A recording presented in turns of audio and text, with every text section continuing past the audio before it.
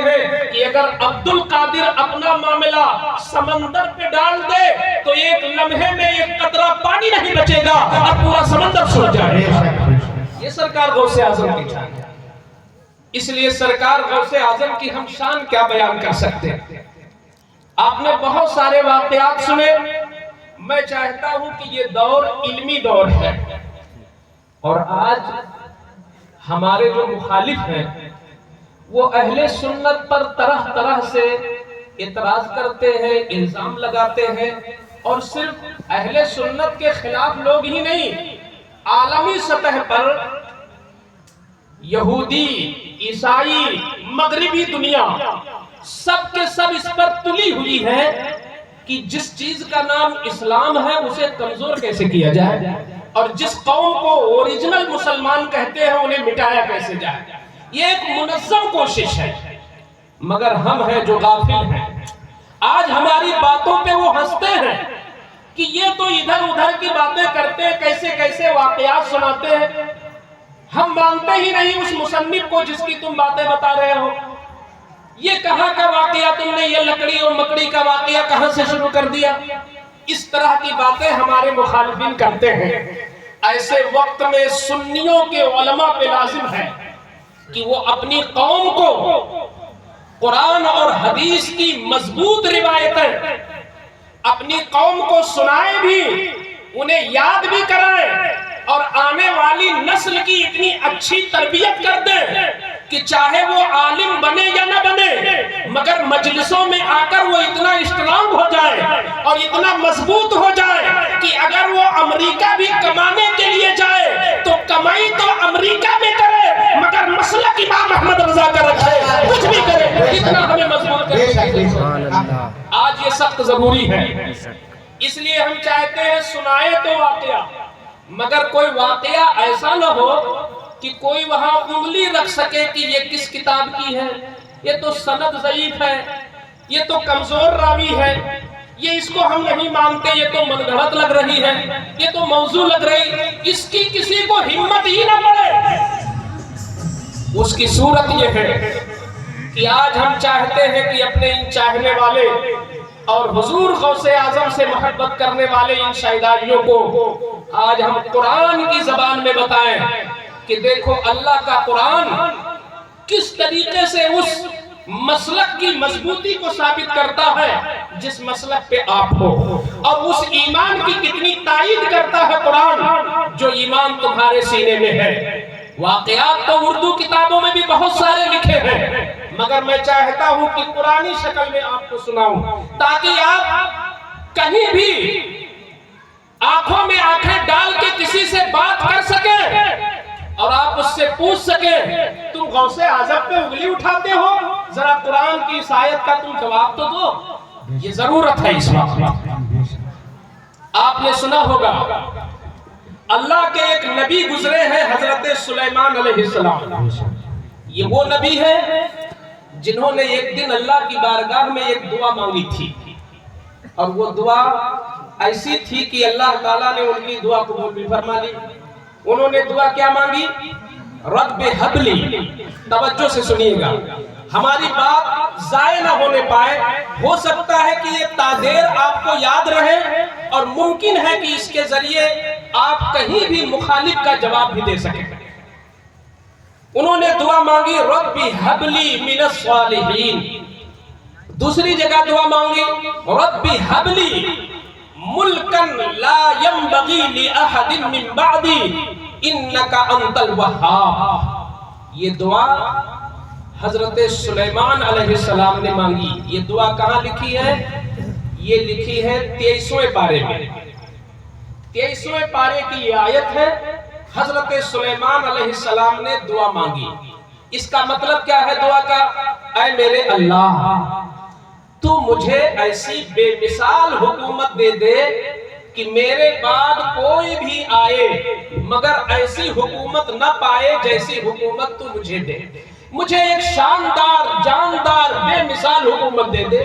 یہ دعا اللہ کے نبی نے مانگی، تو جانتے ہو اللہ نے ان کی دعا قبول کر لیا۔ آپ کو یہاں یاد رکھنا ہے کہ کسی کو کچھ بھی ملا ہو وہ حضور کے بعد ہی، حضرت سلیمان علیہ السلام کو حکومت ملی بے مثال، مگر حضور کی حکومت سے وہ حکومت بے مثال نہیں ہو سکتی ہے۔ سب سے بے مثال حکومت حضور کی ہے۔ مگر حضور کے علاوہ کی بات میں کر رہا ہوں۔ 1,24,000 نبیوں میں حضور کو چھوڑ کر انہوں نے دعا مانگی، اے اللہ کسی کو ایسی حکومت نہ ملے، نہ موسیٰ کو ملے، نہ عیسیٰ کو ملے، نہ زکریا کو ملے، نہ یحییٰ کو ملے، ہمیں بے مثال حکومت دے دے۔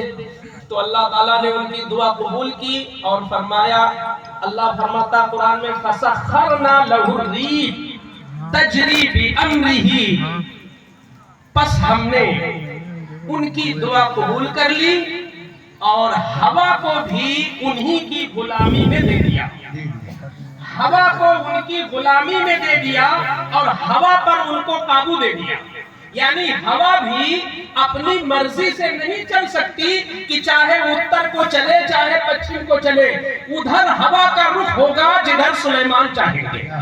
یہ قرآن کہتا ہے، قرآن یہ کوئی داستان نہیں ہے مسلمانوں۔ اے چندیری کی سنیوں، آج اپنے ایمان کو اتنا جلا لے لو، اس قدر روشنی لے لو کہ آنے والی 11ویں تک وہ روشنی اترے نہ تمہارے سینوں سے۔ اللہ کے نبی نے جب دعا مانگی مولا بے مثال حکومت دے، تو اللہ فرماتا میں نے ہوا کو ان کے قابو میں کر دیا۔ آج ہوا جب چلتی ہے تو ہم ہوا کے تابع ہیں۔ ایسا نہیں کہ کوئی ایسا انسان مل جائے کہ وہ جو چاہے لے ویسی ہوا کرے، نہیں، ہوا اپنی مرضی سے اللہ کے حکم سے جدھر چاہتی چلتی ہے۔ مگر جب سلیمان علیہ السلام کی ظاہری زندگی تھی تو انہی کا قابو تھا، انہی کا کنٹرول تھا، انہی کا کنٹرول تھا۔ بہرحال اسی طریقے سے اللہ تعالیٰ نے ان کو جناتوں پر حکومت دے دی، اللہ تعالیٰ نے ان کو انسانوں پر حکومت دے دی، حتیٰ کہ ان کو پرندوں پر بھی حکومت دے دی، جنگل کے جانوروں پر حکومت دے دی۔ جنات تو اس طرح تابع تھے، اس طرح تابع تھے کہ قرآن کہتا یعملون لہ ما یشاء من محاریب و تماثیل۔ سلیمان علیہ السلام کوئی گھر بنوانا چاہتے، کوئی مسجد بنوانا چاہتے تو کسی انسان کو استعمال نہیں کرتے تھے، جناتوں میں سے لیبر ہوتے، اسی میں سے انجینئر ہوتا، اسی میں سے مستری ہوتا، حتیٰ کہ بیت المقدس کی تعمیر بھی جناتوں نے کیا اور سلیمان علیہ السلام نے نگرانی فرمایا۔ یہ قرآن سے ثابت ہے، پورے جناتوں پہ کنٹرول تھا حضرت سلیمان علیہ السلام کا۔ آپ کا ایک تخت تھا، آج ہندوستان کا پی ایم ہو یا سی ایم ہو یا ملکی بادشاہ ہو، ان کی سب سے بڑی سواری جہاز ہے۔ مگر سلیمان علیہ السلام کے زمانے میں نہ بس ہے، نہ کار ہے، نہ ٹرین ہے، نہ پلین ہے۔ مگر سلیمان علیہ السلام کی ذرا سواری دیکھو، آپ تخت پر بیٹھ جاتے اور جہاں مرضی ہوتی، ہوا کو کہتے ہوا مجھے فلاں جگہ پر، فلاں گاؤں میں، فلاں شہر میں اتنی دیر میں مجھے پہنچا۔ ہوا آتی، اپنے کندھے پر تخت کو اڑاتی اور لے جا کر جہاں حکم ہوتا سلیمان علیہ السلام کا وہیں پر تخت کو رکھ دیتی۔ یہ کسی کتاب کی بات نہیں کر رہا ہوں، یہ قرآن کی آیتیں سنا رہا ہوں۔ یہ قرآن سے ساری چیزیں ثابت ہے کہ سلیمان علیہ السلام تخت پر بیٹھ جاتے اور ہوا ان کے تخت کو اڑا کے لے جاتی۔ ایک بار اللہ کے نبی سلیمان علیہ السلام نے کہا کہ اے جنگل کے جانوروں تم بھی آگے بیٹھ جاؤ، پرندوں تم بھی بیٹھ جاؤ، جناتوں تم بھی بیٹھ جاؤ، انسانوں تم بھی بیٹھ جاؤ۔ یعنی ان کے تخت میں کھانے بہت تھے، اس کھانے میں فلاں لوگ بیٹھ جائیں، اس کھانے میں فلاں لوگ بیٹھ جائیں، اس تہ میں فلاں لوگ بیٹھ جائیں۔ اس کے بعد ہوا لے کے اڑی، کہاں سے اڑی؟ ملک شام سے اڑی۔ ہوا لے کر جب اڑی ان کے تخت کو، تو جیسے آج پلین چلتا ہے، اگر اس دور کا کوئی آدمی قبر سے اٹھ کے نکلے تو آج وہ شہادت دے گا کہ دنیا دیکھتی تھی کہ وہ تخت سلیمانی اڑتا ہوا چلا رہا ہے۔ اس زمانے میں پلین کی طرح حضرت سلیمان علیہ السلام کا تخت اڑا کرتا تھا۔ ایک بار اڑتا اڑتا چلا جا رہا تھا 3 میل کی دوری پر۔ 1 میل میں کتنا ہوتے ہیں؟ 1 میل میں لگ بھگ 3 کلومیٹر مان لیجئے۔ 1 میل میں 3 کلومیٹر تو 3 میل میں 9 کلومیٹر ہو گئے. اب یہاں سے 9 کلومیٹر کا آپ تصور کیجئے, یہاں سے 9 کلومیٹر. ابھی اتنی دوری پر تخت تھا کہ 9 کلومیٹر دوری پر ایک جو زمین تھی وہ پوری زمین چیونٹیوں سے بھری ہوئی تھی. یعنی کوئی انگلی نہیں رکھ سکتا تھا, یہاں تک کہ چیونٹی اس کے ہاتھ میں آ جاتی. چاروں طرف چیونٹی بھری ہوئی تھی. اس کو قرآن نے وادی النمل کہا ہے کہ وہ چیونٹیوں کی بستی تھی, وہ چیونٹیوں کی بستی تھی. تو حضرت سلیمان علیہ السلام کا تخت اڑتا ہوا چلا آ رہا ہے, اور 9 کلومیٹر دوری پر وہ چیونٹیوں کی بستی تھی. چیونٹیاں باہر نکلی ہوئی اپنی اپنی روزی تلاش کر رہی تھیں. اسی میں ایک چیونٹی تھی جو لنگڑی تھی. یہ قرآن کی آیت سنا رہا ہوں. حتی اذا اتوا علی وادی النمل, یہاں تک کہ جب سلیمان علیہ السلام اور ان کے مصاحبین جب چیونٹیوں کی بستی کے قریب پہنچے, قالت نملۃ, تو ایک چیونٹی بولی, یا ایھا النمل ادخلوا مساکنکم لا یحطمنکم سلیمان وجنودہ وہم لا یشعرون. اے میری برادری کی چیونٹیوں, جتنی جلدی ہو سکے بلوں میں گھس جاؤ, اپنے اپنے سوراخوں میں چلی جاؤ. وہ دیکھو سلیمان کا تخت آ رہا ہے, کہیں یہی نہ اتر پڑے تو ہم چھوٹی چھوٹی ہیں, انہیں نظر بھی نہیں آئیں گی, اور ہمارے اوپر تخت گرے گا تو ہم سب پس جائیں گی اور ہم سب مر جائیں گی. اس لیے سب لوگ اپنی بلوں میں گھس جاؤ. یہ چیونٹی نے کہا. اب میں قرآن کہتا ہوں, آج ہمیں سائنس بعد میں ماننا ہے, قرآن پہلے ماننا ہے. ہمیں عقل کو بعد میں ماننا ہے, قرآن پہلے ماننا ہے. ہمیں کسی قانون کو بعد میں ماننا ہے, قرآن پہلے ماننا ہے. یہ قرآن کی تفسیر نہیں بلکہ میں قرآن کی آیت سنا رہا ہوں کہ اس چیونٹی نے یہ کہا. اس کا مطلب یہ ہے کہ ایک چھوٹی سی چیونٹی جس کو ہم اپنی ہتھیلی میں رکھ دیں تو جلدی وہ دور سے نظر نہیں آتی, مگر اللہ کی قدرت ذرا دیکھو کہ ہاتھی میں جتنی چیزیں ہیں اتنی چیزیں ایک چیونٹی میں بھی اللہ نے بنایا ہے. اسی چھوٹے سے وجود میں اس کے کان بھی ہیں, اس کی آنکھیں بھی ہیں, اس کے پیٹ بھی ہے, اس کی کلیجی بھی ہے. وہ ساری چیزیں اللہ نے اس چھوٹے سے وجود میں رکھ دیا ہے. ایک چھوٹی سی چیونٹی نے تخت سلیمانی کو 9 کلومیٹر دوری سے دیکھا. یہ قرآن کہتا ہے کہ اس چیونٹی نے دیکھا. اگر نہ دیکھتی تو اپنی سہیلیوں سے کہتی کیسے؟ پھر صرف دیکھا ہی نہیں بلکہ اپنی سہیلیوں کی رہبری کی اور ان کی ہدایت کیا کہ اپنی بلوں میں گھس جاؤ. اب میں پپا کے دہل پوچھنا چاہتا ہوں, آج جو لوگ اولیاء کرام جو مزاروں میں تشریف فرما ہے, چاہے وہ سیدنا غوث الاعظم ہو, چاہے سیدنا غریب نواز ہو, یا میرے اعلیٰ حضرت ہو, وہ کوئی بھی اللہ کا ولی ہو جو اپنی قبر میں جلوہ گر ہے, جب ہم یہ بات کرتے ہیں کہ پیر عبد القادر بغداد معلیٰ سے اپنے مرید کو دیکھتے بھی ہیں, اپنے مرید کی سنتے بھی ہیں, اپنے مرید کی مدد بھی کرتے ہیں, تو جو آج بدعقیدے ہیں وہ کہتے ہیں ایسا کیسے ہو سکتا ہے, جو مرا وہ مر گیا, وہ مٹی میں مل گیا,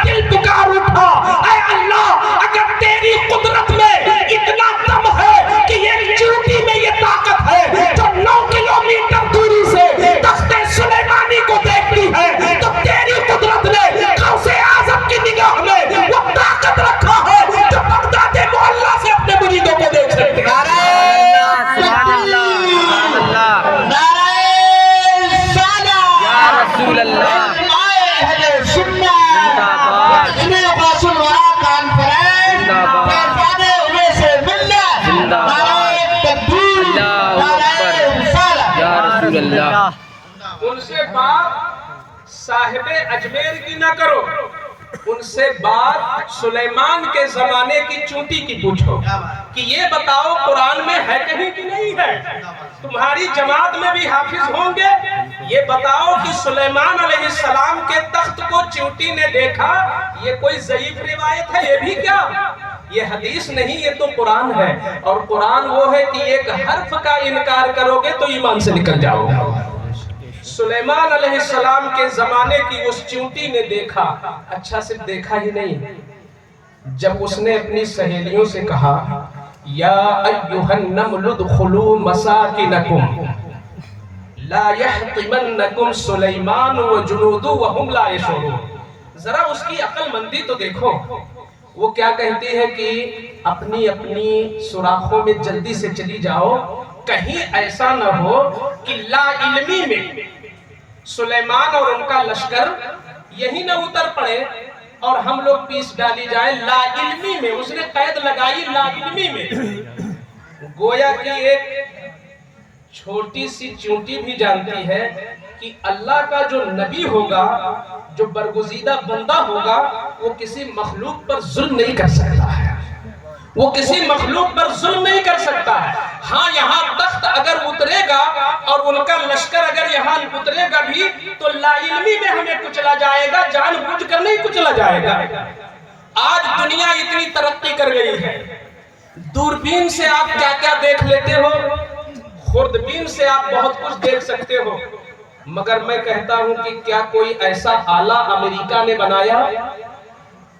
سائنس والوں نے کوئی ایسی مشین بنائی یا آگے چل کے وہ بنا سکتے ہیں کہ جس سے چونٹی کی آواز سن سکے؟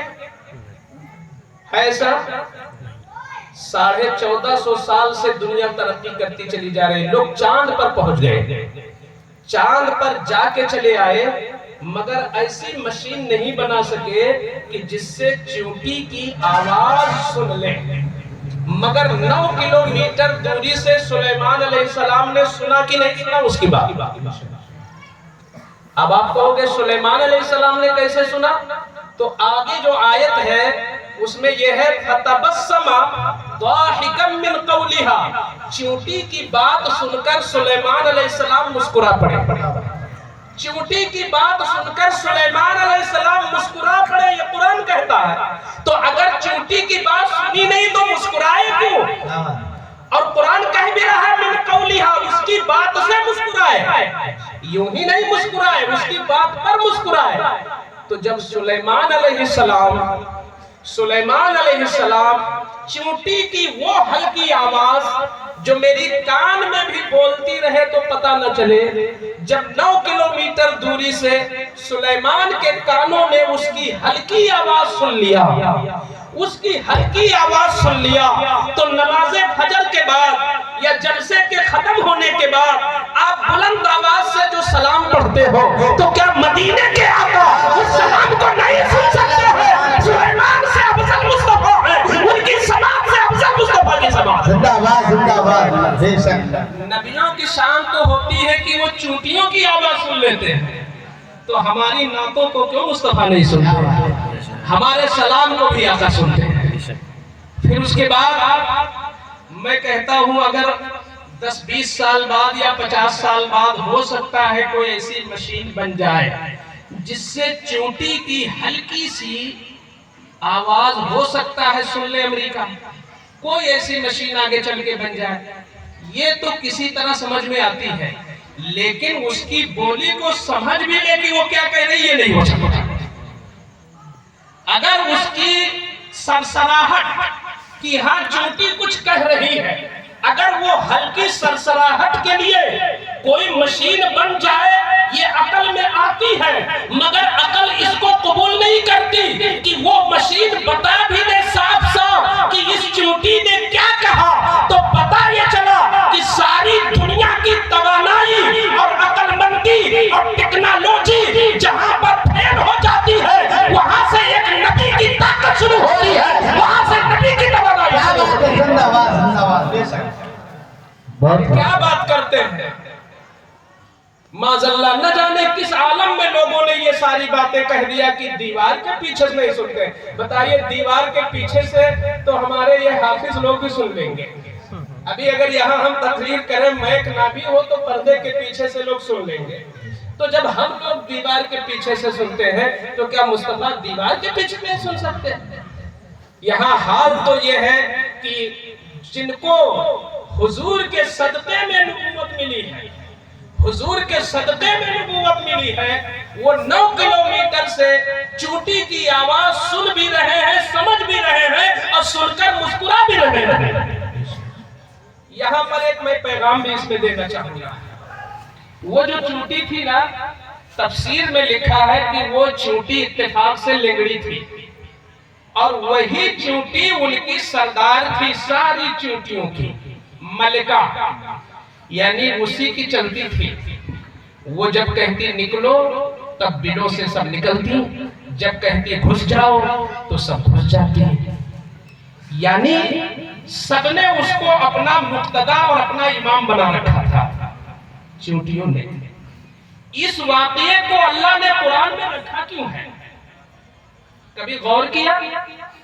قرآن میں جو پرانی حکایتیں ہیں وہ حضور کی امت کے لیے عبرت ہے اور حضور کی امت کے لیے سبق ہے. آج ہم لوگ اشرف المخلوقات ہیں، آج ہمیں اللہ نے سب سے افضل مخلوق بنایا اور سب سے افضل امت بنایا، مگر ہمارے یہاں بھی وہ اتحاد نہیں ہے. ایک گھر میں اتحاد نہیں ملتا کہ باپ جو کہے وہ سارے بیٹے لبیک کہہ دیں. اب دور تو یہاں تک آ چکا ہے کہ ایک باپ پر بھی اس کے اگر 4 بیٹے ہوں، 2 بیٹیاں ہوں، 1 بیوی ہو تو سب کے سب لبیک ایک باپ کی آواز پر نہیں کرتے. ایک محلے کا جو سب سے بڑا بزرگ ہو، میں نہیں سمجھتا کہ ہمارے ہندوستان میں کوئی ایک محلہ ملے گا کہ جس محلے کا بچہ ایک آدمی پر لبیک کہہ دے. کچھ نہ کچھ اختلاف ضرور ہوگا. نہ امام پر اتفاق ہے، نہ پیر پر اتفاق ہے، نہ کسی عالم پر اتفاق ہے. پردھانی لوگ ضرور کرتے ہیں مگر وہی گاؤں کے لوگ سارے لوگ پردھان کو نہیں مانتے. یعنی ہم افضل مخلوق مگر پھر بھی ہمارے اندر وہ اتحاد نہیں ہے.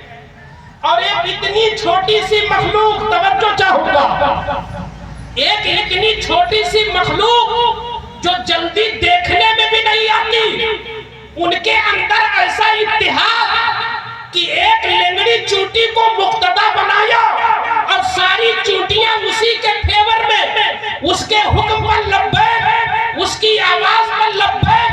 یہ قرآن میں اللہ چونٹیوں کی حکایت اس لیے کر رہا ہے کہ حضور کی امت جان لے کہ اگر تمہیں دنیا میں عزت کے ساتھ رہنا ہے تو چونٹیوں کی طرح اتحاد پیدا کر لو. جس دن تم متحد ہو جاؤ گے ہر مقام میں تمہیں ترقی ملے گی. کیا بات ہے، زندہ باد. بے شک آج ہماری ناکامیوں کی اصلی وجہ اختلاف بھی ہے. نہ بین المدارس اتحاد ہے اور نہ تمام خانقاہوں میں اتحاد ہے، نہ تمام پیروں میں اتفاق، نہ تمام مریدوں میں اتفاق، نہ ہر امام جڑا ہے آپس میں، کوئی کسی سے بہت زیادہ جڑا نہیں ہے. اس کی وجہ سے ہمارا مسلک بھی کمزور ہو رہا ہے، ہمارا دین بھی کمزور ہو رہا ہے. شاید ان چونٹیوں کی حکایت اسی لیے ہے کہ یہ بڑی عقل والا انسان وہیں سے سبق لے لے، وہیں سے سبق لے لے. تم اپنا کسی کو سیاسی معاملے میں کسی کو چن لو، علمی معاملے میں کسی کو چن لو، تقوی کے معاملے میں کسی کو چن لو اور اس کے پیچھے لبیک کرو. اتحاد زندگی ہے اور اختلاف موت ہے. ہم متحد ہو جائیں. اس چونٹی کے وجہ سے جب حضور سیدنا سلیمان علیہ السلام مسکرائے تو آپ کا تخت بہت دور جا کے اترا. جب اترا تو اس میں ایک پرندہ تھا جس کا نام تھا ہدہد. اس ہدہد پرندے کا کام یہ تھا کہ حضرت سلیمان علیہ السلام کو جب پانی کی ضرورت پڑے تو اس کا کام تھا کہ یہ زمین میں بتائے کہ کہاں پانی ملے گا. وہ پرندہ بھی ایک نبی کی صحبت سے اتنا علم والا ہو گیا تھا کہ وہ اپنی چونچ رکھ کر بتا دیتا تھا حضرت یہاں پہ پانی ملے گا، جناتوں سے کھدائی کروائیے. کیا بات. یہ اس پرندے کا کام تھا. تو جب تخت اترا تو سلیمان علیہ السلام نے کہا کہ ہدہد کہاں ہے، نظر نہیں آ رہا. تو لوگوں نے کہا حضرت ہدہد تو آیا نہیں ہے، وہ کہیں اور چلا گیا ہے آج۔ تو سلیمان علیہ السلام نے کہا اجازت بھی نہیں لیا، چھٹی بھی نہیں لیا، اور یہ کہاں چلا گیا؟ آنے تو بتاتا ہوں، آج اسے میں سزا دوں گا۔ تھوڑی دیر بعد وہ آیا اور آنے کے بعد قدم چوم لیا، کہا حضرت چھٹی تو میں نے نہیں لیا تھا، لیکن ایک بہت بڑا کام کر کے آیا ہوں، مجھے معاف کر دیجئے۔ میں وہ کام کر کے آیا ہوں جو بڑے بڑے لوگ نہیں کر سکتے۔ سلیمان علیہ السلام نے کہا کہ کون سا بڑا کام کر کے آیا؟ تو اس نے کہا ایک بڑی اونچی چیز میں معلوم کر کے آیا ہوں۔ میں چلا گیا تھا اڑتے اڑتے اڑتے اڑتے ملک یمن، اور ملک یمن میں ایک شہر ہے جس کا نام ہے شہر سبا۔ وہاں پر میں پہنچا تو دیکھا کہ وہ شہر بڑا خوبصورت ہے، لیکن حکومت ایک عورت کر رہی ہے۔ اس عورت کا نام ہے بلقیس، اور اتفاق یہ ہے کہ وہ عورت اللہ کی عبادت نہیں کرتی ہے، وہ کسی اور کو پوجتی ہے، اور چونکہ حکومت اسی کی ہے تو سارے لوگ بھی اسی کے مذہب پر ہیں۔ اور حضور ایک بات اور سن لیجئے، اس کے پاس ایک تخت ہے جو اس کی سب سے بڑی دولت ہے۔ وہ تخت تفسیر میں لکھا ہے، اسی 19ویں پارے کو میں سنا رہا ہوں، 19واں پارہ لاسٹ جو آخری پاؤ ہے، آپ لوگ کنز الایمان میں پڑھیے گا، یہ باتیں مل جائیں گی آپ کو۔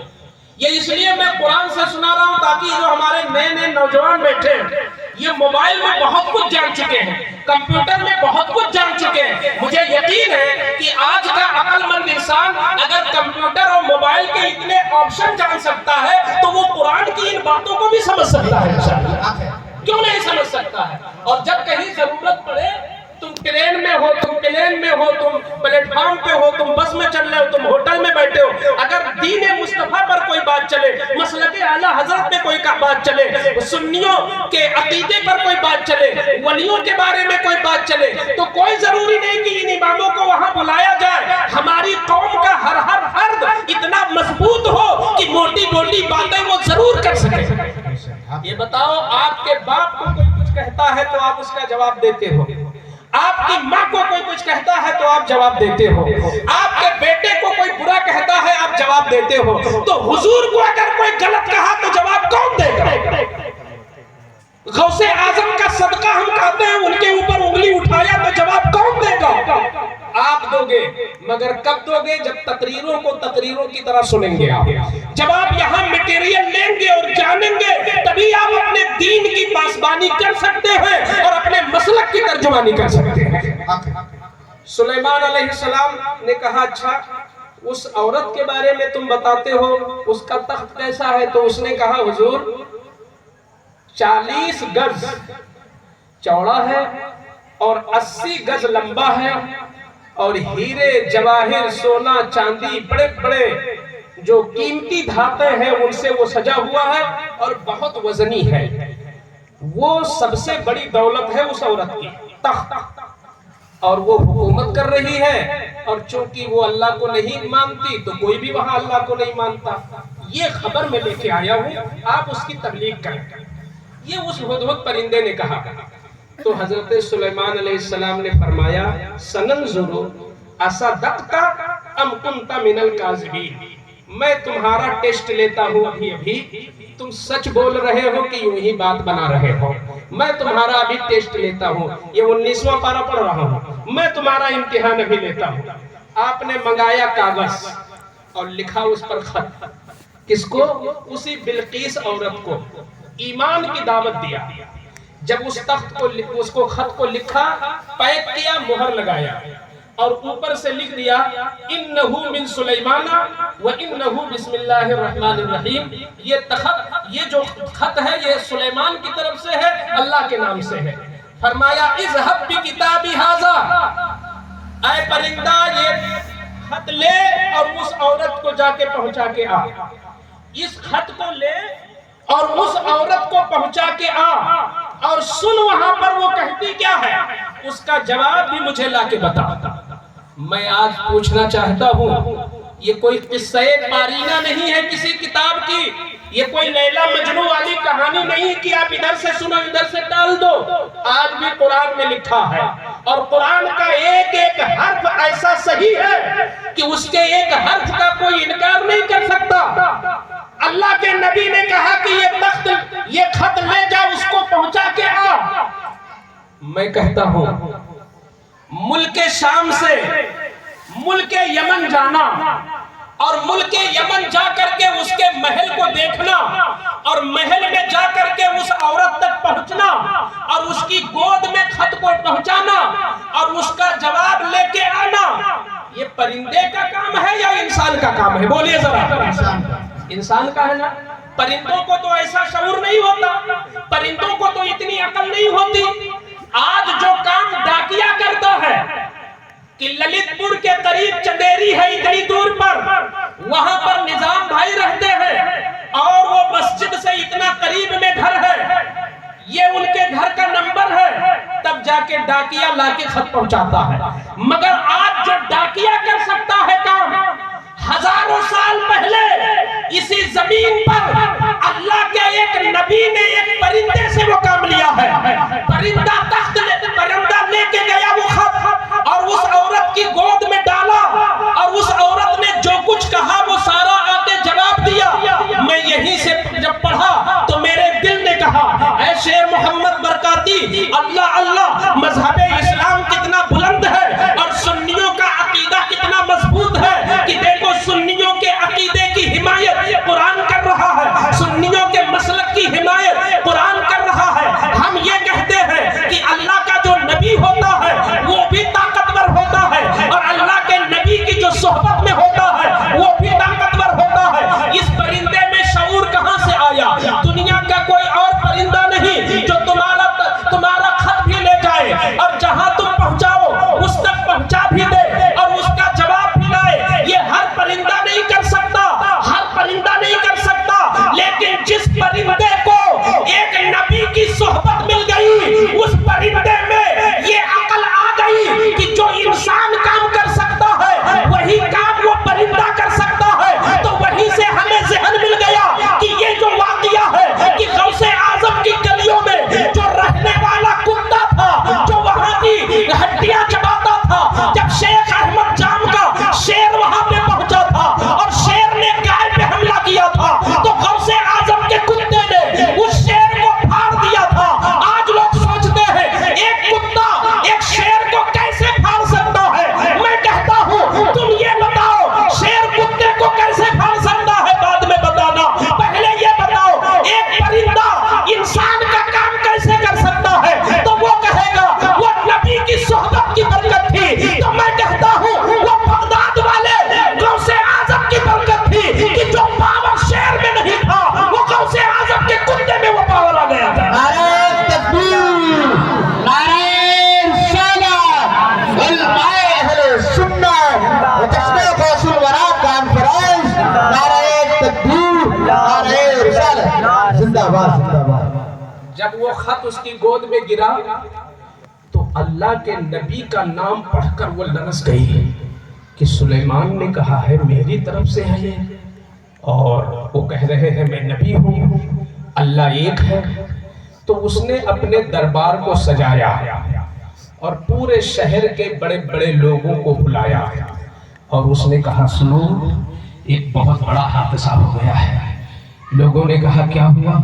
اس نے کہا کہ ملک شام میں کوئی ہے جن کا نام سلیمان ہے، وہ کہتے ہیں میں نبی ہوں اور اللہ ایک ہے، یہ ان کا خط ہے، وہ کہتے ہیں میرے دین کو مانو ورنہ جنگ کے لیے تیار ہو جاؤ۔ تو بتاؤ تم لوگوں کی رائے کیا ہے؟ تو شہر کے سارے لوگوں نے ایک زبان ہو کے کہا کہ اے بادشاہ، اے عورت، ہم نے تجھ کو اپنا ملکہ مانا ہے، تو جو کہے گی میں ہم لوگ کریں گے، اگر لڑنے کی ضرورت ہے تو چلو لڑائی کرتے ہیں، اور اگر ایمان لانا ہے تو تم کہو تو ہم لوگ ایمان لے آتے ہیں۔ تو اس عورت نے کہا میری رائے یہ ہے کہ پہلے ان کو ہم چیک کریں کہ وہ نبی ہے کہ بادشاہ ہے، پہلے ہم ان کو چیک کریں۔ تو لوگوں نے کہا کیسے چیک کریں گی؟ تو اس نے کہا کہ دیکھو جو نبی ہوتا ہے وہ اس وقت تک راضی نہیں ہوگا جب تک اس کا دین ہم نہیں قبول کریں گے، اور اگر بادشاہ ہوگا تو تحفے سے راضی ہو جائے گا۔ تو ایسا کرتی ہیں تحفہ بھیجتی ہیں پہلے، تو سونا چاندی زمرد یاقوت ڈھیروں ڈھیروں اونٹ اور گھوڑے پہ سجا کے اس نے پورا لشکر بھیجا. یہ ساری باتیں وہ پرندہ سن رہا تھا. اس کا لشکر ابھی وہاں سے چلا بھی نہیں تحفہ لے کے, اور اس نے پہلے کہا دیکھو تخت کی حفاظت بہت ضروری ہے, ایسا نہ ہو جنگ چھڑ جائے. تو اس نے ایک بہت بڑا محل تھا جس محل کے اندر 7 دروازے تھے, 7 دروازے. اس نے سب سے اندر والے محل میں اس کو رکھوایا اور 7 تالے لگے, ایک محل بند, ایک تالا, ایک محل بند, دوسرا تالا, تیسرا دروازہ بند, چوتھا دروازہ بند. اس طرح 7 دروازے کے اندر وہ تخت رکھوا دیا اور لوگوں کو بھیجا کہ چلو تحفہ لے کے چلتے ہیں. پرندہ اڑا اور اڑ کر کے سلیمان علیہ السلام کے پاس پہنچ گیا. ابھی وہ لوگ راستے ہی میں تھے. تو اس نے کہا حضور وہ آپ کی آزمائش کے لیے آ رہے ہیں, آپ کا امتحان لینے آ رہے ہیں اور آپ کے پاس تحفہ لے کے آ رہے ہیں. تو سلیمان علیہ السلام اب اپنے دربار کو خود سجاتے ہیں, چونکہ جناتوں کے بھی بادشاہ تھے, انسانوں کے بھی تھے. آپ تخت پہ بیٹھے اور کہا سارے جنات حاضر ہو جاؤ, سارے انسان آ جاؤ جتنے لوگ یہاں ہو. ایک طرف جنات کھڑے ہوئے, ایک طرف انسان کھڑے ہوئے. اب میں قرآن کی آیت پڑھتا ہوں. قال یا ایھا الملأ ایکم یأتینی بعرشها قبل ان یأتونی مسلمین. یہ حضرت سلیمان علیہ السلام نے کہا. آپ نے کہا کہ اے میرے دربار کے جوانوں, اے جناتوں, اے انسانوں, تم میں کوئی ایسا جوان ہے جو اس کا تخت 7 تالوں کو توڑ کر 7 تالوں کو توڑ کر اٹھا لائے اور وہ یہاں نہ پہنچے اس سے پہلے اس کا تخت آ جائے, تاکہ وہ سمجھے میرا پالا کس سے پڑا ہے, تاکہ اس عورت کو عقل آئے کہ آج میرا پالا کس سے پڑا ہے. تو جنات بھی خاموش, انسان بھی خاموش.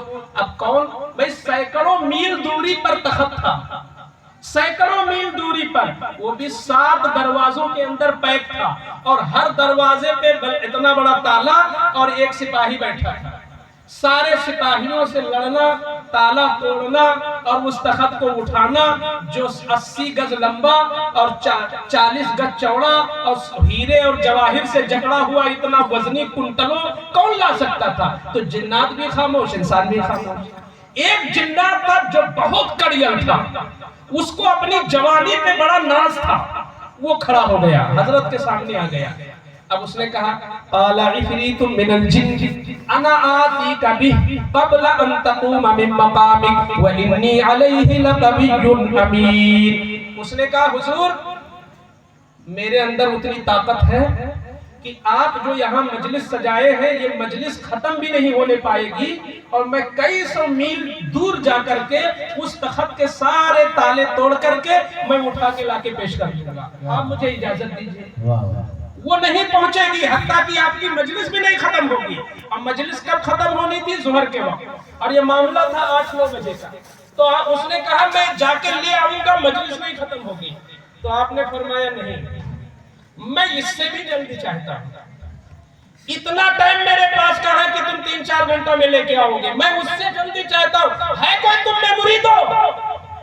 تو اب جنات بھی بغلیں جھانکنے لگے, کسی میں وہ دم نہیں تھا.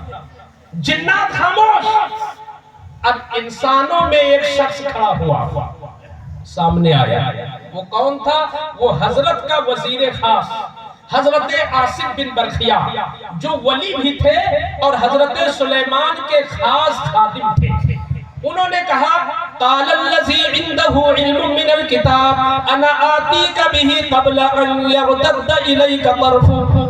انہوں نے کہا کہ اے اللہ کے نبی, آپ نبی ابن نبی ہیں, آپ بھی نبی, آپ کے والد بھی نبی, آپ سے دعا کر دیجئے اور میں اتنی جلدی لاؤں گا, اتنی جلدی لاؤں گا, اتنی جلدی لاؤں گا کہ پلک جھپکنے سے پہلے لے آؤں گا.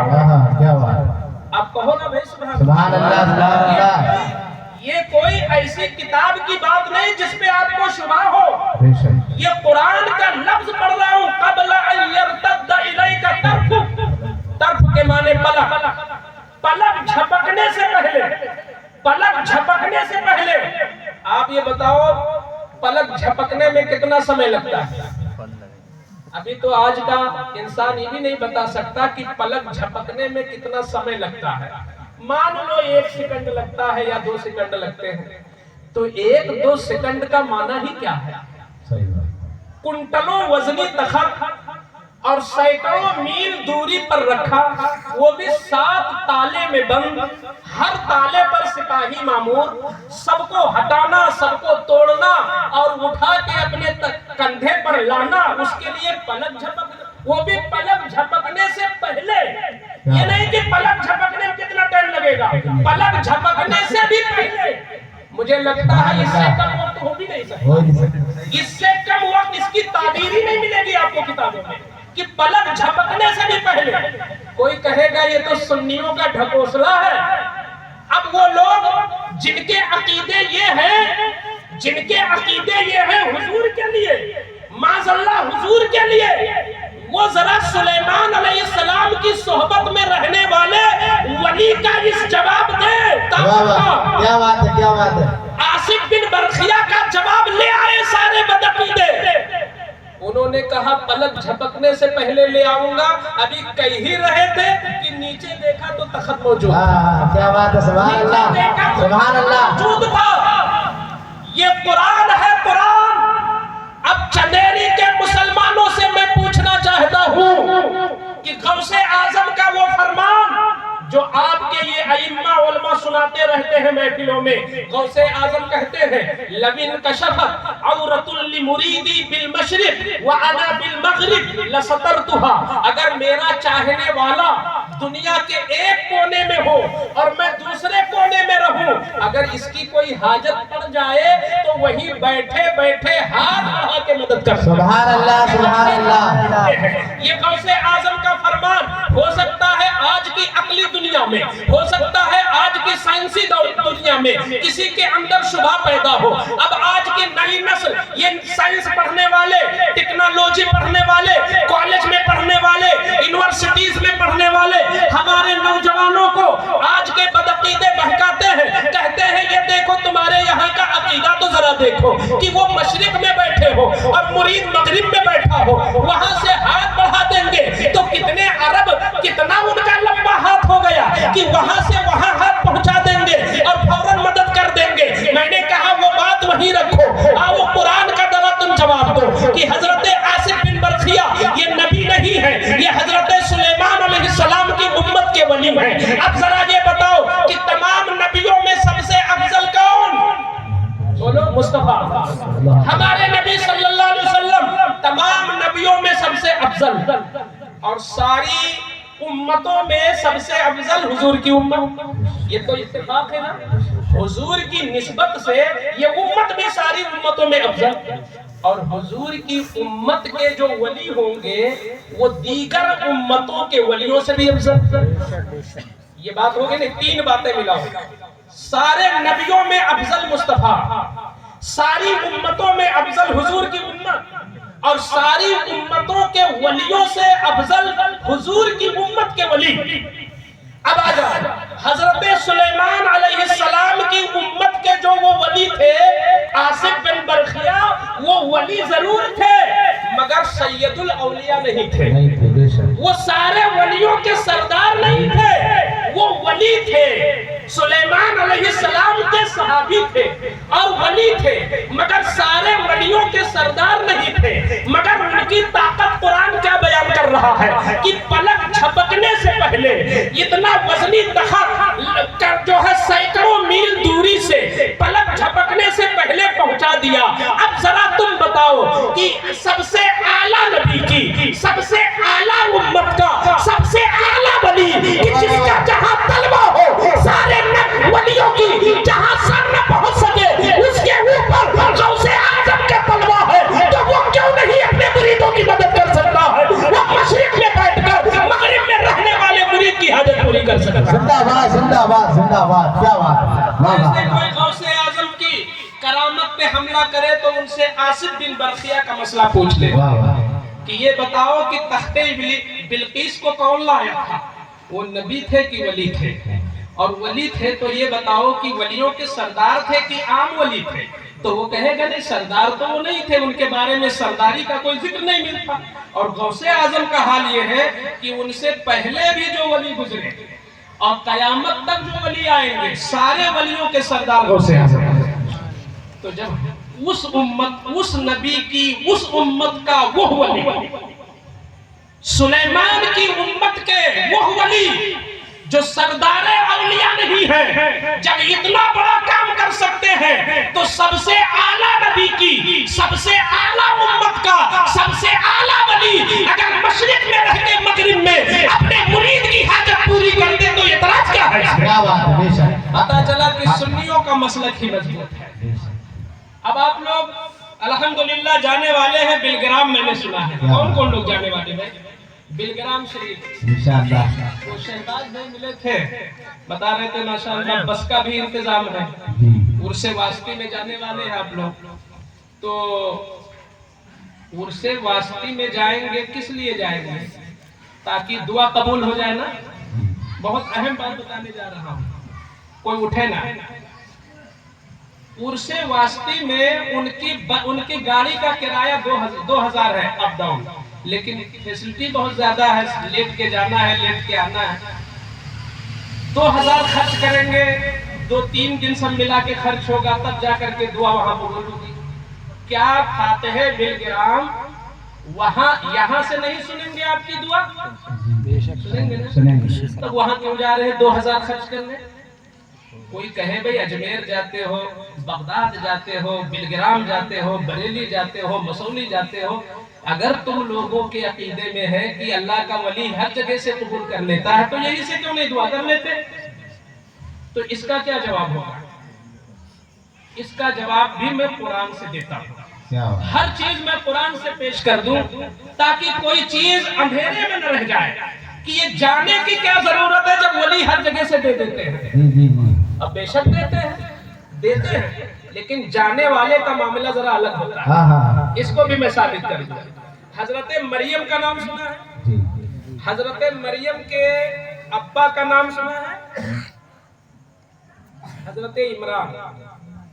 حضرت عمران، ان کی ماں کا نام حضرت حنہ۔ حنہ جو تھی وہ لاولد تھی، یعنی ان کو کوئی اولاد نہیں ہوئی تھی اور 60 سال کی عمر ہو گئی۔ ایک دن انہوں نے گھر سے نکلی تو کیا دیکھا کہ ایک چڑیا اپنے بچوں کو منہ میں ڈال رہی ہے اپنے چونچ سے۔ تو بڑی اندر سے محبت پیدا ہوئی کہ ایک چڑیا کے بچے ہیں، کاش میرا بھی کوئی بچہ ہوتا۔ حضرت حنہ کے دل میں آیا کہ کوئی میرا بھی وارث ہوتا، چونکہ لاولد تھی۔ تو انہوں نے اسی دن دعا مانگ لیا، اور دعا کیا مانگا؟ میں قرآن کا 3 پارہ، اِذْ قَالَتِ امْرَأَتُ عِمْرَانَ رَبِّ إِنِّي نَذَرْتُ لَكَ مَا فِي بَطْنِي مُحَرَّرًا۔ انہوں نے دعا یہ مانگی کہ اے اللہ اگر تو مجھے اولاد دے دے تو میں اس اولاد کو صرف دیکھ لوں، بس میں اپنی کوئی خدمت اس سے نہیں لوں گی، بلکہ تیرے گھر یعنی بیت المقدس تھا اس زمانے میں، تو انہوں نے کہا بیت المقدس کا مؤذن بنا دوں گی اور اسی کا خادم بنا دوں گی، اپنا کوئی کام نہیں لوں گی۔ اور ظاہر سی بات ہے مؤذن مرد بنتا ہے، خدمت مسجد میں مرد کرتے ہیں، تو مراد یہ تھی ان کی کہ لڑکا دے دے۔ اگرچہ لڑکا تو اسے نہیں کہا، مگر جب خادم مانگا مسجد کے لیے تو لڑکا ہو گیا۔ ادھر انہوں نے منت مانگی اور ادھر ان کو حمل بھی ہو گیا 60 سال کی عمر میں۔ جب حمل ہو گیا تو جب وقت پورا ہوا تو بچہ پیدا ہوا۔ جب پیدائش ہوئی تو کیا حضرت مریم پیدا ہو گئی۔ اب جیسے مریم پیدا ہوئی، لڑکی دیکھا انہوں نے تو بہت افسوس ہوا اور انہوں نے رب کی بارگاہ میں ہاتھ اٹھایا، مولا انی وضعتها انثى، اے میرے مولا میں نے تو بچی پیدا کر دی، میرے پیٹ سے تو بچی ہو گئی، میرا مقصد تھا تیرے گھر کا مؤذن بناؤں گی، تیرے گھر کا خادم بناؤں گی، یہ لڑکی کیسے خدمت کرے گی؟ تو جانتے ہو وہ اللہ والی تھی، دل میں آواز آئی اللہ کی طرف سے، اللہ نے فرمایا مت گھبرا حنا، وَلَيْسَ الذَّكَرُ كَالْأُنثَىٰ، یہ لڑکی جو میں نے تجھے دی ہے، جو تو لڑکا مانگ رہی ہے، اس لڑکے سے افضل یہ لڑکی ہوگی۔ کیا بات ہے، سبحان اللہ۔ اس لڑکے سے افضل یہ لڑکی ہوگی، میں وہ شان اس کو عطا کروں گا، میں وہ کمال اس کو عطا کروں گا کہ تیرے پورے خاندان کا نام روشن اسی لڑکی سے ہو جائے گا۔ یہ قرآن نے کہا۔ اب کیا ہوا؟ انہوں نے کہا بھائی میں اس کو دودھ نہیں پلاؤں گی، پیدا ہوئی تو کپڑے میں لپیٹا اور لپیٹ کے لے جا کے بیت المقدس میں محراب کے پاس رکھ دیا۔ وہاں جو نمازی لوگ تھے، پنج وقتہ والے، ان کو احبار کہتے تھے، وہ سارے 20-25 لوگ تھے۔ جیسے دیکھا کہ لڑکی کوئی لپیٹ کے رکھ گیا ہے، یہاں لڑکی کی کیا ضرورت، لیکن چہرہ کھولا تو بڑی حسین، بڑی جمیل، اور قدرتی طور پر وہ اتنا بڑھ رہی تھی کہ اور بچے جو سال بھر میں بڑھتے تھے، حضرت مریم ہفتہ میں اتنا بڑھ جاتی تھی، اور ایک دن بھی ماں کا دودھ نہیں پیا۔ یہ تیسرا پارہ میں اس کا خلاصہ سنا رہا ہوں، کسی اور کتاب سے میں نہیں چھو رہا ہوں، صرف قرآن سے۔ وہ ہفتہ بھر میں اتنا بڑھتی جتنا اور لڑکے سال میں بڑھتے۔ جب وہاں رکھ کے آئی تو سارے وہاں نمازی لوگ کہیں کہ یہ مجھے مل جاتی، یہ مجھے مل جاتی، میں اس کی پرورش کروں گا، میں اس کی پرورش کروں گا، میں اس کی پرورش کروں گا۔ تو اسی میں حضرت زکریا علیہ السلام تھے، جو ان کے سگے خالو تھے مریم کے۔ انہوں نے کہا بھائی تم لوگ نمازی ہو تو میں بھی نمازی ہوں، تم لوگ یہاں رہتے ہو تو میں بھی یہاں رہتا ہوں، لیکن میں اس کا خالو بھی ہوں، تو لہٰذا حق میرا ہے، میں اس کی پرورش کروں گا۔ تو جیت گئے، وہ مل گئی مریم ان کو۔ اپنے کمرے میں لے جا کے رکھ دیا، دروازہ بند کیا۔ باہر نکلے کہ چلے اس کے لیے کچھ روزی کا انتظام کریں۔ جب باہر گئے اور واپس آئے اور کنڈی کھولی تو کیا دیکھا کہ پورے علاقے میں جو پھل کہیں نہیں ملتا، وہ پھل حضرت مریم کھا رہی ہے۔ سبحان اللہ، یہ قرآن ہے، یہ قرآن کے تیسرے پارے میں لکھا ہے۔ جب دیکھا کہ مریم وہ پھل کھا رہی ہے تو انہوں نے کہا اَنَّا لَكِ هَذَا یا مریم، اے مریم یہ تجھے کہاں سے مل گیا؟ یہ پھل تو منڈی میں بھی نہیں ہے، یہ پھل کا تو موسم بھی نہیں ہے، یہ پھل کہاں سے مل گیا؟ تو اسی بچپنے کے عالم میں مریم بول پڑی ھذا من عند اللہ، یہ میرے اللہ کی طرف سے آیا ہوا ہے، سبحان اللہ، سبحان اللہ، یہ میرے اللہ کی طرف سے آیا ہوا ہے، اللہ نے مجھے دیا، میں کھا رہی ہوں۔ تو حضرت زکریا بھی 80 سال کے ہو گئے تھے، لڑکا نہیں ہوا تھا۔ 80 سال کے ہو گئے تھے، لڑکا نہیں ہوا تھا۔ تو ان کی عقل میں یہ بات آئی کہ یہ لڑکی اللہ کی کوئی ولیہ ہے، یہ بہت بڑی ولی کامل ہے یہ۔ تو ان کو سمجھ میں آیا کہ یہ لڑکی بڑی مبارک لڑکی ہے، میں دعا کہیں سے بھی مانگوں گا قبول تو ہو جائے گی، مگر اس کے پاس اللہ کی رحمت برستی ہے، یہ دیکھو جنت کی روزی آئی ہے اور بغیر کسی کے دیے ہوئے اللہ نے فرشتوں سے پہنچا دیا، اور یہ لڑکی کھا رہی ہے۔ اس کا مطلب یہ نکلا کہ اللہ کی خصوصی نظر اس لڑکی پر ہے، اللہ کی خصوصی رحمت اس لڑکی پر ہے۔ تو زکریا نے کہا لاؤ میں بھی اولاد کی دعا مانگ لوں، مگر کہیں اور سے نہ مانگوں گا، میں یہی کھڑے کھڑے مانگوں گا، کیونکہ یہ ولیہ ہے اور ولیہ کے قریب میں کھڑے ہو کر دعا مانگوں گا تو میری دعا جلدی قبول ہوگی۔ تو قرآن کہتا ہے ہنالک دعا زکریا ربہ، حضرت زکریا نے وہیں سے دعا کیا۔ کہاں سے دعا کیا؟ حضرت مریم کے قریب کھڑے ہو کر دعا کیا۔ اب میں چڈیری کے مسلمانوں سے پوچھنا چاہتا ہوں، حضرت زکریا نبی تھے، کہیں سے بھی دعا کرتے دعا قبول ہوتی، مسجد اقصی میں کہیں بھی کونے میں چلے جاتے دعا قبول ہوتی، کسی بھی صف میں کھڑے ہو جاتے دعا قبول ہو جاتی، مگر اللہ کے ایک نبی نے اپنا عقیدہ بتا دیا کہ جہاں کوئی اللہ کا محبوب بندہ ہو وہاں دعا جلدی قبول ہوتی ہے، اس کے قریب میں دعا جلدی قبول ہوتی ہے۔ حضرت زکریا نے مریم کے قریب ہو کر دعا مانگی تو فوراً جبریل آ گئے، اور ابھی وہ نماز سے فارغ بھی نہیں ہوئے، فوراً حضرت یحییٰ کی بشارت مل گئی اور ان کو اولاد کی بشارت مل گئی۔ مفسرین فرماتے ہیں یہی حال ہے درگاہوں پہ جانے کا کہ اگر چڈیری میں بیٹھ کے دعا مانگو گے قبول ہوگی، للت پور میں بیٹھ کے دعا مانگو قبول ہوگی، جھانسی میں بیٹھ کر دعا مانگو قبول ہوگی، لیکن جب تم بلگرام کے آستانے پہ پہنچو گے تو وہاں جلدی قبول ہوگی، کیونکہ قرآن کہتا ہے کہ نیک بندوں کے قریب اللہ کی رحمت برستی ہے، وہاں جلدی دعائیں قبول ہوتی ہیں۔ نعرہ تکبیر، نعرہ رسالہ، علماء اہل سنت و تشریف رسول ورا کانفرنس، فیضان اویس ملت नारे तकबीर, नारे रिसालत, जिंदाबाद जिंदाबाद। इसलिए अब कभी भी आप बस लेके जाओ अजमेर या टूर पे जाओ बगदाद, कोई कहे वहां क्यों जाते हो, कह दो हाँ कबूल यहाँ से भी हो सकती है मगर वहां जल्दी कबूल होगी, ये कुरान कहता है। क्योंकि हजरत जकरिया कहीं से भी दुआ मांगते मगर उन्होंने मरियम के करीब में खड़े होकर दुआ मांगा और वो दुआ कबूल हुई और अल्लाह ने महबूब पर जो किताब उतारी उस बात को यहाँ बयान किया, यहाँ बाकी रखा। ये हुजूर की उम्मत की तालीम है कि वलियों के दरबार में पहुंचकर दुआ जल्दी कबूल होती है। इसलिए सरकार गौसे आजम से आप ऐसा लगाओ, ये देखो रस्मी दुआ भी कबूल नहीं होती पैसा। मसला ये है कि हम लोग भी अपनी जिंदगी में जो दुआएं, अभी आखिर में हम दुआ करेंगे या कोई दुआ करेगा, हमेशा दुआ में दिल हाजिर नहीं रहता। जबकि आला हजरत ने लिखा है कि दुआ कबूल होने के जो असबाब हैं और जो अरकान हैं, जो शर्तें हैं, सबसे बड़ी शर्त ये है कि दिल में यकीन हो कि मैं जो मांग रहा हूँ मिलेगा मुझे। ये सबसे बड़ा रुकन है। यही हाल गौसे आजम का है उनके दरबार का। आप कितना भी लंगर लुटाओ, कितनी भी तकरीरें सुन डालो, मनकबत पढ़ डालो, लेकिन अगर दिल में तजब्जुब है कि हो सकता है मिले या हो सकता है न मिले, तो समझो आप महरूम हो गए।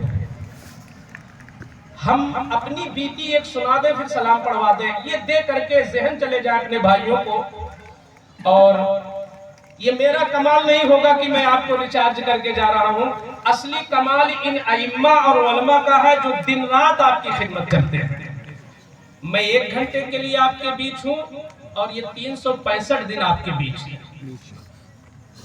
इमाम आपकी जरूरत का नाम है, आपकी बुनियादी जरूरतें आपके मकामी उलमा पेश करते हैं। ये बिलाशुबा इसमें कोई जर्रा बराबर उंगली रखने की जगह नहीं है।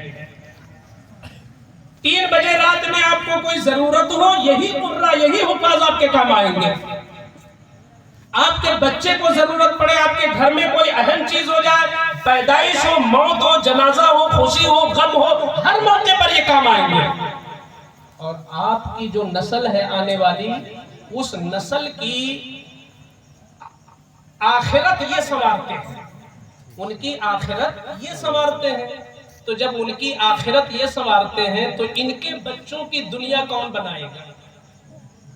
इनके बच्चों की दुनिया संवारना हमारा और आपका काम है। अगर एक इमाम 50 बच्चों को पढ़ा रहा है या 30 बच्चों को या 40 बच्चों को, तो जब वो 40 बच्चों की आखिरत बना रहा है तो क्या 40 लोग मिलकर उसके बच्चे के लिए कुछ नहीं सोच सकते? सोच सकते हैं। दिल बड़ा होना चाहिए।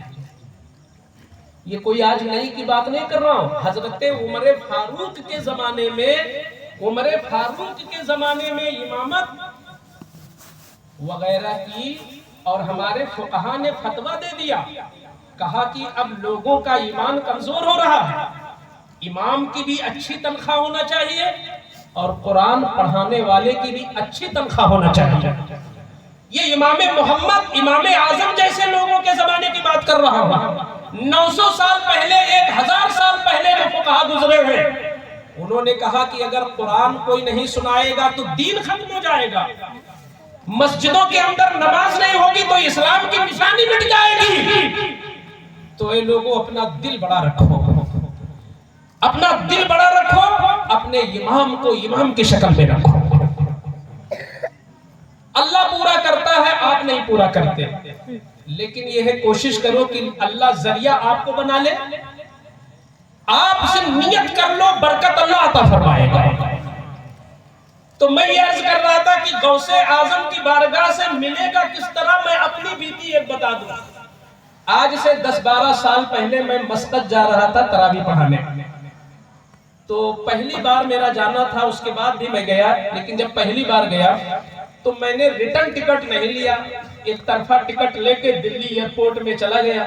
मुझे ये कानून पता नहीं था कि जिसका वीजा विजिट हो उसको वापसी का टिकट भी चाहिए, क्योंकि जब आप जियारत करने जा रहे हो, कमाओगे नहीं वहां पर, तो वापस आओगे कैसे, कहां से पैसा मिलेगा आपको? तो इसलिए रिटर्न टिकट लेके ही जाने देते हैं लोग।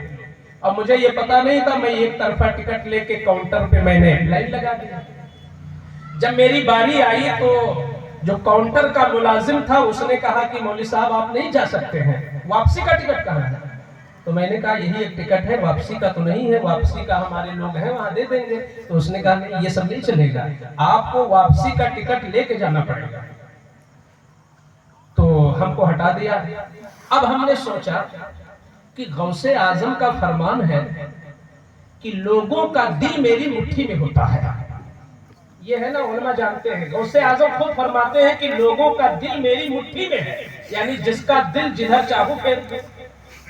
تو میں نے اپنے طور پر اپنی عقیدت میں سوچا کہ اے غوث اعظم، قانونی اعتبار سے تو میں پکڑ میں ہوں، لیکن یہ عقیدہ میرا ہے آپ پر کہ آپ کے ہاتھ میں اس کا دل ہے، آپ چاہیں تو اس کا دل موڑ دیں اور میرا کام بن جائے۔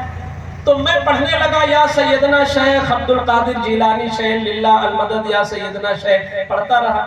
پھر میں نے سوچا کہ لاؤ اب ایک بار آن لائن لگاؤں اور کسی دوسرے پر لگا دوں۔ اب تو میں نے ایسے دیکھا کہ کون اس میں شریف لگ رہا ہے، تو جس کا چہرہ مجھے شریف لگا اسی کے کاؤنٹر پر میں نے لائن لگایا، اور جب میری باری آئی تو اس نے بھی مجھے روک دیا اور کہا نہیں آپ ایسے نہیں جا سکتے ہیں، یہ قانونی پکڑ ہے اور ہماری نوکری خطرے میں ہے۔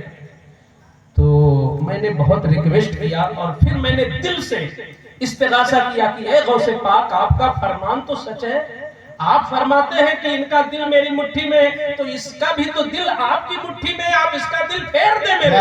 سبحان اللہ سبحان اللہ۔ اب اس وقت جو دل کی دعا تھی وہ عام طور پہ نہیں نکلتی ہے، اس وقت تو آدمی لفاظی کر دیتا ہے، سجاوٹ کر دیتا ہے، لیکن وہ جو دعا تھی وہ الگ تھی۔ میرا دل پچ گیا بغداد والے کی چوکھٹ پر۔ میں نے کہا حضور آپ یہ کام کر سکتے ہیں، کر سکتے ہیں آپ۔ تو جب ہم نے زیادہ استغاثہ کیا تو اس نے کہا کہ ٹھیک ہے، میں آفیسر سے پوچھ کے آتا ہوں، اعلیٰ آفیسر سے۔ میرے لیے اس نے ونڈو بند کر دیا، کلوز کر دیا، اور سارے لائن میں لگے ہوئے لوگوں کو ہٹا دیا۔ آپ یہ بتائیں کہ ایئرپورٹ کے اندر ایک مسلمان یا عام مولوی کی یہ حیثیت ہے کہ اس کے لیے ونڈو بند کر دی جائے؟ مگر میرے لیے بند ہوئی، اور بند ہوئی، وہ اوپر گیا۔ تھوڑی دیر کے بعد آیا تو کہا مولوی صاحب آپ نہیں جا سکتے ہیں، نوکری ہماری خطرے میں، آپ نہیں جا سکتے ہیں۔ پھر ہم نے دل کو توڑا نہیں، میں نے کہا غوث اعظم آپ کا فرمان سچ ہے تو سچ ہے، آپ کے ہاتھ میں اس کا دل ہے تو ہے، آپ اس کا دل پھیر سکتے ہیں، اپنے غلام کی لاج رکھ سکتے ہیں آپ۔ تو اس نے تھوڑی دیر کے بعد پھر مجھے بلایا اور اس نے کہا ٹھیک ہے ایک بار پھر میں جاتا ہوں۔ دوسری بار گیا، جب دوسری بار گیا تو اس نے آ کے کہا جو جملہ کہا تھا، بھائیوں اس کو یاد رکھنا جو اس نے کہا تھا، 12 سال کا عرصہ ہو گیا وہ جملہ مجھے نہیں بھولا۔ اس نے کہا کہ مولوی صاحب آپ جائیے، لیکن آپ کو قانون نہیں لے جا رہا، آپ کو آپ کا مقدر لے کے جا رہا ہے، آپ کو قانون نہیں آپ کا مقدر لے کے جا رہا ہے۔ اب میں اس کی تشریح کرنا چاہتا ہوں کہ مقدر کیا ہوتا ہے؟ کیا کوئی مقدر سے چلا جاتا ہے؟ اگر جیو نہیں ہے، قانون نہیں ہے، ضابطہ نہیں ہے، تو آپ تقدیر اور قسمت سے کیسے چلے جائیں گے؟ یہ مقدر کیا ہوتا ہے؟ اس غیر مسلم نے جس چیز کو مقدر کہا، ہم اسی کو اپنی زبان میں غوث اعظم کا تصرف کہتے ہیں۔ غوث اعظم اپنے تصرف سے زندہ باد، کیا بات ہے، زندہ باد زندہ باد۔ جس دن آپ کا دل اس طرح ہو جائے گا تو غوث اعظم نواز دیں گے۔ ہم نے جب جب اس انداز میں دعائیں مانگی ہیں، آپ دل بچھا دیا کرو ولیوں کے دربار میں، ایسے تو بہت زیادہ ہر وقت نہ مانگا کرو، بس ان کے نام بخشا کرو اور جب مانگو تو مانگ لو، جس دن مانگو تو اس دن مانگ لو، اور تمہارا دل کہہ دے کہ ہاں آج یہ میری دعا قبول ہو گئی ہے۔ کیونکہ جو مسئلہ کہیں نہیں حل ہوتا ہے وہ ایک دربار ہے حضور کے علاوہ غوث اعظم کا۔ جب کہیں دعا نہ قبول ہو، آج اگر ہندوستان کا ڈاکٹر کسی کو لا علاج کہہ دے تو اگر پیسہ والا ہے تو کہتے ہیں چلو امریکہ چلو، اور اگر امریکہ میں بھی جواب ہو جائے تو آپ موت کا انتظار کرتے ہو۔ لیکن روحانی دنیا میں الحمدللہ روحانی دنیا کا ایک ایسا ڈاکٹر ہے جسے دنیا شیخ عبد القادر جیلانی کہتی ہے کہ جب جنید بغدادی واپس کر دے एक्सरी शक्ति वापस कर दे, जब मारूफ करखी वापस कर दे, जब गरीब आजमी वापस कर दे, जब हसन बसरी वापस कर दे, जब मखदूम किछौथा वापस कर दे, जब गरीब नवाज वापस कर दे, जब आला हजरत वापस कर दे, जब अब्दुल वापस कर दे, तो आपको घबराने की जरूरत नहीं।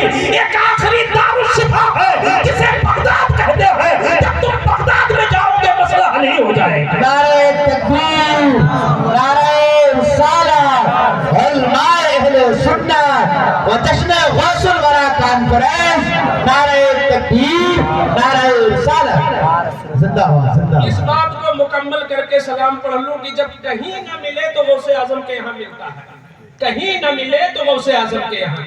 एक साहिब की विलायत छीन ली गई, गौसे आजम के जमाना था, एक साहब की विलायत छीन लिया अल्लाह ने, उनसे कोई गलती हो गई, वली थे, विलायत छिन गई। और जब विलायत छिन गई तो जो नमाज में मजा मिलता था वो खत्म हो गया। वलियों को नमाज में मजा आता है, हम लोगों को बिरयानी में मजा आता है। ये हम लोग असल में मादा परस्त है ना, हमारी जबानों पर, गले में, मेदे में सब मादियत घुसी पड़ी है। तो हम समोसा खाएंगे, चाट खाएंगे, मजा आएगा। नमाज पढ़ेंगे तो कहेंगे यार 70 रकात कैसे पढ़े आज। क्यों? इसलिए कि मादियत है। जिस दिन आ जाएगी वो बात तो हुजूर फरमाते हैं कि कामिल मोमिन वो है जिसे इबादत में भी मजा आने लगे। तो वलियों को इबादत में मजा आता है। जब भी तो नमाज छूट जाती थी तो रोते रोते आंखें लाल हो जाती थी उनकी। हम लोग कभी फजर छोड़ने पे रोए हैं? बच्चा बीमार हुआ तो रो दिए, पड़ोसी मर गया तो रो दिए, रिश्तेदार मर गया तो रो दिए, किसी ने गाली दिया तो रो दिए। नमाज छूट गई तो कोई बात नहीं, रोजा छूट गया तो कोई बात नहीं। नमाज छूटने पे हम रोते नहीं, क्योंकि नमाज में हमें मजा नहीं आता है। नमाज में मजा नहीं आता है हमें। क्या नहीं आ जाता, आप करें क्या है? तो नमाज में मजा उस वली को आ रहा था, जब विलायत छीन ली गई तो मजा खत्म। तो उसने समझ लिया कि मेरी विलायत छिन गई। तो अब वो अपने से बड़े वली के पास गया, 40 वलियों के पास गया, दुआ करवाया कि हजरत जरा देख लीजिए, अल्लाह ने कोई गलती मुझसे हो गई, अब नमाज में मजा नहीं आता, अल्लाह विलायत वापस कर दे। तो जिन 40 के पास गया वो तो कोई छोटे मोटे के पास नहीं गया, हरा कपड़ा पहनने वाले, अंगूठी पहनने वाले। वो जो 40 थे वो सब के सब इतने बड़े मर्तबे के थे कि सब लौहे महफूज पढ़ लेते थे, 40 के 40। तो सबने लौहे महफूज पढ़ा और इसको वापस कर दिया। कहा भाई लौहे महफूज से तुम्हारा नाम कट गया है, और जिसका नाम वहां से कट जाता है तो कोई लिखा नहीं पाता है, जाओ अब तुम ऐसे ही सब्र करो। तो जब 40 लोगों ने वापस किया तो बेचारा घर में आया बंद हो गया। अब जब घर में बंद हो गया, 2-4 दिन गुजरे तो अब सजा और बढ़ी अल्लाह की तरफ से। उसका बदन काला होने लगा, चेहरा काला होने लगा। अब वो इतना घबराया कि एक वक्त था लोग मुझसे दम कराते थे, फूंक डलाते थे, मैं मशहूर था, अब तो मैं लोगों से मिल नहीं सकता, इतना मैं जलील हो रहा हूं। तो वो अब मौत की तमन्ना करने लगा। एक दिन अपने घर में गिड़गिड़ा के रो रहा था, इतने में एक फकीर वहां से गुजरा, उसकी दर्दनाक आवाज सुना, धक्का दिया, दरवाजा खोला, पूछा क्या बात। उसने कहा हालत मेरी देख रहे हो, मैं एक दिन अल्लाह का वली था, आज इस दर्जे पे हूँ, न जाने कौन सी खता हो गई, मगर अल्लाह माफ नहीं कर रहा है। 40 वलियों के पास गया मगर दुआ कबूल नहीं हुई और सारे वलियों ने मुझे वापस कर दिया। तो उस फकीर ने पीठ पे हाथ रखा, बंदे घबरा मत, जब सब जगह अंधेरा दिखे तो बगदाद में उजाला दिखता है। चले जा बगदाद वाले के यहाँ जा, चले जा बगदाद वाले के यहाँ। तो उसने कहा अरे क्या जाऊं, 40 लोगों के पास गया हो। तो उसने कहा जाके तो देख। गया सरकार अब्दुल कादिर के दरबार में, वाह क्या रोशन ज़मीर पीर थे। जैसे उनके दरबार में पहुंचा तो अपनी बात भी नहीं रखी। जैसे दाखिल हुआ बड़े पीर मुस्कुराए, फरमाया क्या हुआ, विलायत चाहिए? फिर विलायत चाहिए? ठीक है बैठो, ठीक है बैठो। गौसे आजम वली बनाते भी हैं और विलायत छिन जाए तो वापस करवाते भी हैं। ऐसे वली आपने फौरन दुआ किया, मेरे मौला इस बंदे की विलायत वापस कर दे। आवाज आई, वो आवाज जो हम आप नहीं सुन सकते, वो उन्हीं का कान था। गौसे आजम के कानों ने सुना। क्या आवाज आई गैब से? ऐ अब्दुल कादिर दुआ मत कीजिए, लौहे महफूज पढ़ लीजिए, दुआ मत कीजिए। تو غوث اعظم عرض کرتے ہیں مولا مجھے لوح محفوظ پڑھنے کی کیا ضرورت ہے، تو نے میری آنکھ بنائی ہی ایسی ہے کہ میری آنکھ کی پتلی ہر وقت مطالعہ کرتی رہتی ہے، کیا بات ہے، سبحان ہر وقت لوح محفوظ پڑھا کرتی ہے۔ میں کیا لوح محفوظ پڑھوں، میں نے تو دیکھ لیا کہ اس کا نام کٹا ہوا۔ تو پھر آواز آئی میرے عبد القادر اپنے 40 محبوب بندوں کی سفارش میں نے واپس کر دی ہے، اور جب 40 بندوں کی قبول نہیں کیا ہے تو میرے پیارے تم بھی مت مانگو اس کے لیے۔ تو اب ذرا مانگنے کا انداز دیکھو، کہتے ہیں نا کہ در کریم سے بندے کو کیا نہیں ملتا، جو مانگنے کا طریقہ ہے اس طرح مانگو۔ اور ولیوں نے دیکھا کہ لوح محفوظ میں کٹا ہے تو واپس کر دیا، لیکن شیخ عبد القادر جیلانی کہتے ہیں میرے مولا مجھے یقین ہے کہ تو نے نام کاٹ دیا ہے، یہ میں تسلیم کرتا ہوں، اور مجھے یہ بھی پتا ہے کہ 40 ولیوں کی بات رد ہو گئی، یہ بھی جانتا ہوں، لیکن میرے مولا تو مجھے یہ بتا کیا تیری قدرت میں نہیں ہے کہ واپس کر دے؟ کیا تیری قدرت میں نہیں ہے؟ اللہ کی رحمت میں جوش ہے، کیا انداز اپنایا، کیا عرض کرتے تیری قدرت میں ہے تو دینا، پھر اگر تیری قدرت میں ہے تو دے دے۔ تو اللہ کی طرف سے آواز آئی عبد القادر تم نے بڑا حسین انداز اپنایا، اس بندے کا معاملہ تمہارے سپرد ہے، چاہو تو ولی بنا دو۔ تو ان کو ولایت مل گئی۔ تو یہ انداز ہو جائے، جس دن دعا مانگو یا جو بھی نظر مانگو تو پورے یقین اور وثوق کے ساتھ مانگو، بلا شبہ اللہ کے بندے اور سارے ولی برابر نہیں ہوتے۔ غوث اعظم کی شان یہ ہے کہ وہ سخی بہت ہے، فیاض بہت ہے، تم اتنا رتی بھر کرو گے تو پہاڑ بھر ملے گا۔ ان کے نام پر آپ 1 روپیہ بھی کسی کو دو گے قسم اللہ کی 100 روپیہ ضرور ملے گا آپ کو۔ بہت فیاض ہے غوث اعظم۔ آپ نے آج جو کچھ بھی خرچ کیا ہے یا جتنا بیٹھ کر آپ سنے ہیں، میں دعا کرتا ہوں اللہ یہ سب دربار غوث میں قبول فرما لے۔ اللہ تعالی ہم سب کے ایمان اور عقیدے کا تحفظ فرمائے۔ استغفر اللہ ربی من کل ذنب واتوب الیہ وما علینا الا البلاغ۔ السلام علیکم ورحمۃ اللہ وبرکاتہ۔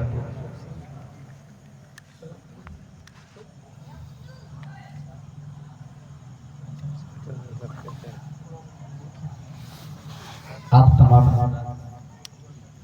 تمام حضرات تشریف رکھیں، تھوڑی دیر اور حضرت کا کمیٹی کی بالخصوص گزارش ہے کہ حضرت کا تھوڑی ہی دیر چند منٹ بولے، حضرت پر ان کی مرضی ہے، استقبال کر حضرت کا نعرہ تکبیر، نعرہ رسالت، علماء اہل سنت، جشن غوث الورا کانفرنس، فیضان اویس ملت، نعرہ تکبیر، نعرہ رسالت۔ تھوڑی دیر اور جس طریقے سے آپ نے حضرت کو سنا بس تھوڑی دیر اور سنیں۔